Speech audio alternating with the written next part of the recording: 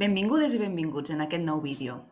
Avui explicaré conceptes bàsics de programació com són els tipus de dades, operadors aritmètics, què són les variables i les constants, i les funcions bàsiques d'entrada i sortida, i sobretot com fer un bon ús dels comentaris. Aquí podeu veure tres tipus de dades molt típiques, les bàsiques, que són l'enter, el float i l'string. L'enter fa referència a aquell tipus de dades que són enters, és a dir, que no tenen decimals. En canvi, float sí que fa referència a aquells tipus de dades que contenen decimals. I string són cadenes de caràcters, que més endavant ja veurem com podem fer operacions amb elles. Aquí ens centrarem sobretot en enter i float i com podem fer operacions aritmètriques entre aquests dos tipus de dades. Tenim que podem fer sumes, restes, multiplicacions i divisions. S'utilitzarien els símbols típics d'aquestes operacions i després també podem fer potències. Per elevar un número a una potència utilitzarem els dos asteriscs. Un altre tipus d'operador seria la doble barra i el tant per cent.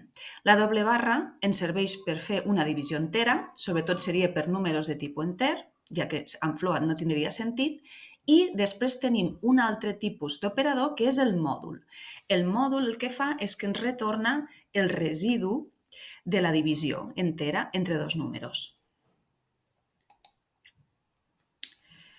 Un altre concepte molt important dins de la programació són les variables i les constants. Què és una variable? Moltes vegades aquest concepte costa d'entendre, sobretot als programadors i les programadores principiants. Una variable és una àrea de memòria que s'utilitza per emmagatzemar un valor. Aquest valor pot canviar al llarg de l'execució d'un programa. Per això es diu que és variable. Cada variable té un nom i pertany a un tipus de dada. En Python, això és interessant de saber, no s'ha de declarar el tipus de la variable. La variable es crea en el moment en què se li assigna un valor. Això, amb els exemples, ja veureu més quin és el seu significat. En canvi, què és una constant? Una constant és un valor que es manté al llarg del programa. Per conveni, les constants sempre les posarem en majúscules. És molt important que tant variables com constants el seu nom sigui significatiu, és a dir, que el seu nom es vegi quin és el valor que conté. Aquí tenim les funcions bàsiques d'entrada i sortida dins de Python. Tenim print i tenim input. Què fa la funció print? Serveix perquè l'ordenador tregui per pantalla un resultat, és a dir, que mostra per pantalla allò que li passem com a argument. L'argument és la variable o el valor que li passarem dins del parèntesi. En canvi, què fa la funció input? La funció input serveix perquè l'usuari pugui introduir les dades d'entrada a l'ordinador. És una funció que no necessita cap argument, és a dir, que entre parèntesis no li posarem res, i li proporciona a l'ordenador una dada que tria l'usuari, i sobre aquella dada ell pot treballar, fer càlculs o fer alguna mena d'operació. A continuació anem a veure exemples d'aplicació de print i d'input.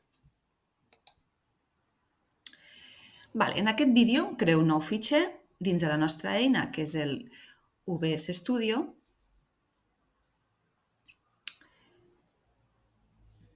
I en aquest vídeo podeu veure com utilitzant la funció print li passo per paràmetre diferents valors, diferents tipus de dades.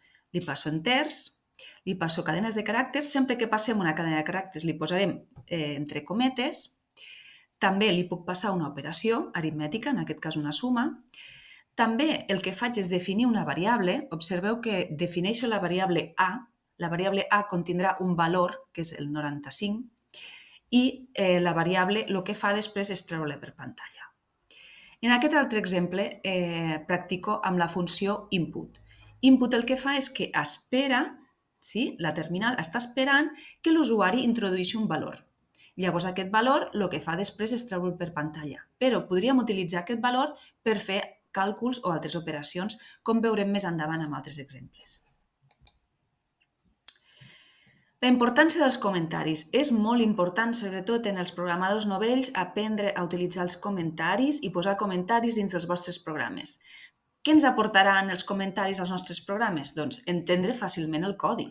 tant per nosaltres com les persones amb qui hem de col·laborar.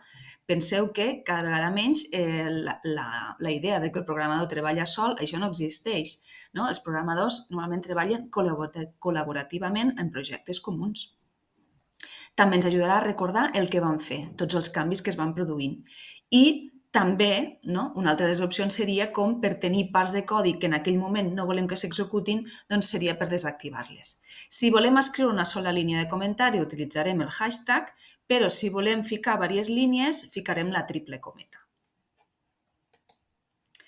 Bé, moltes gràcies. En el proper vídeo us explicaré bones pràctiques per crear programes aplicant un mètode.